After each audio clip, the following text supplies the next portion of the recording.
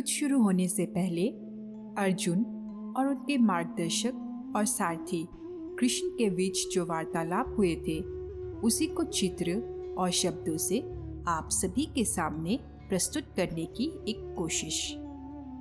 कृष्ण कहते हैं, पूर्ण श्रद्धा और पूर्ण भक्ति से अपने आप को, अपने सारे कर्मों को मेरे प्रति समर्पित कर दो। बस मैं अपने ऐसे भक्त को सब कुछ भुलाकर उसे मुक्ति दे देता हूँ। महादेव कहते हैं, वाह प्रभु वाह।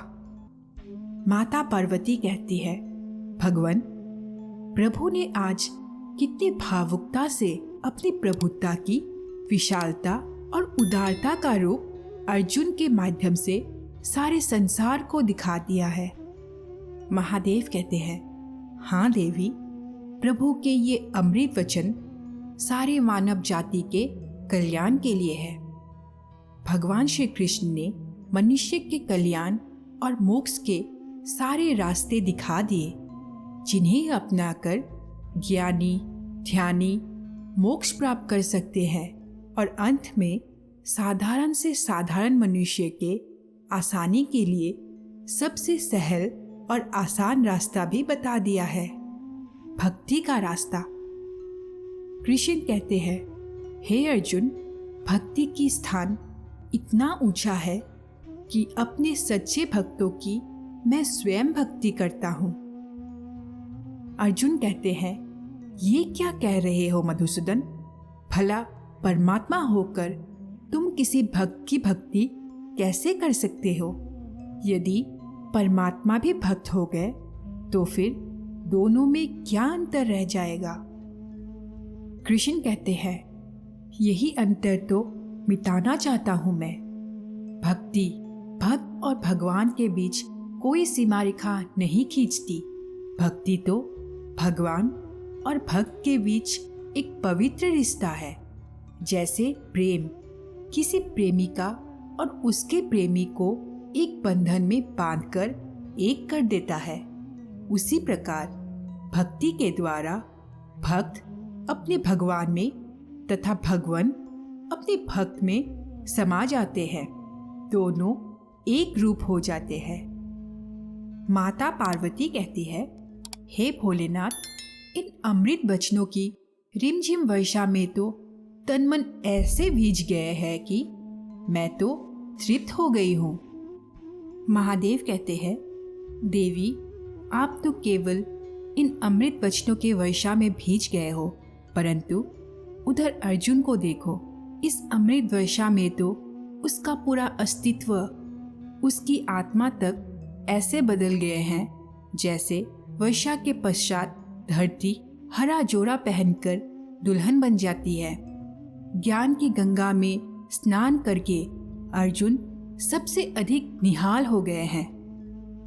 अर्जुन कहते हैं, हे भक्त वत्सल, हे भक्तों के भक्त, हे देवताओं के देवता, हे योगेश्वर, हे ब्रह्मांड नायक, आप मुझ अज्ञानी को, पाप के भागी को अपनी कृपा से जो ब्रह्म ज्ञान दिए हैं, मुझे अज्ञान के अंधकार से ज्ञान के प्रकाश में ला खड़ा किया है, इसके लिए मैं आपका आभारी हूँ। इतना आभारी कि यदि मैं लाखों वर्षों तक भी आपके श्री चरणों में माथा टेक के रखूं और अपनी आँखों से आंसू बहा बहा कर सैकड़ों विशाल समुद्र भर दूं, तब भी इस उपकार को चुका नहीं सकूंगा। आपकी इस परम ज्ञान के आगे मैं अपना माथा टेकता हूँ और अपनी भ्रष्ट बुद्धि, अपनी हर इच्छा, अपनी हर आशा और अपनी हर कामना के साथ मैं अपने आप को, अपने तन मन को आपको समर्पित करता हूँ। ये सब कुछ आपकी ही दया का दान था जो मैं आपकी श्री चरणों में रखता हूँ। और अज्ञान के मारे आपको केवल एक मनुष्य समझकर मैंने आपको अपना सखा और मित्र समझकर जाने अनजाने में जो भी भूल किए हो, आपकी गरिमा को धक्का पहुंचाया हो, तो उसके लिए हे दया सागर आप मुझे क्षमा कर दीजिए और मेरे विनम्र समर्पण को स्वीकार कीजिए, अनुग्रह कीजिए। कृष्ण कहते हैं, हे अर्जुन, देखो इन आंसुओं को।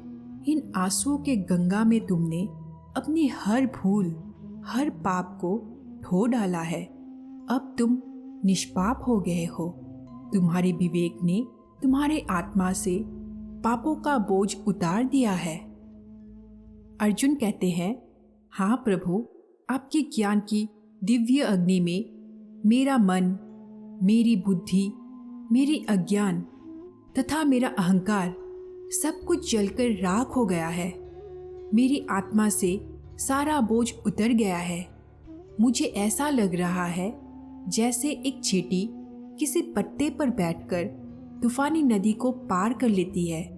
उसी प्रकार मैं आपकी करुणा रूपी कमल पत्र में बैठकर इस विशाल भवसागर के ऊपर तैर रहा हूँ।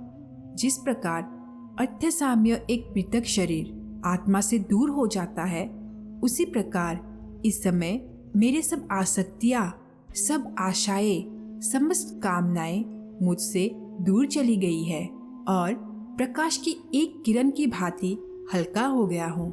अब जैसे मेरे सारे अस्तित्व में कोई बोझ नहीं रहा। चारों ओर केवल प्रकाश ही प्रकाश है।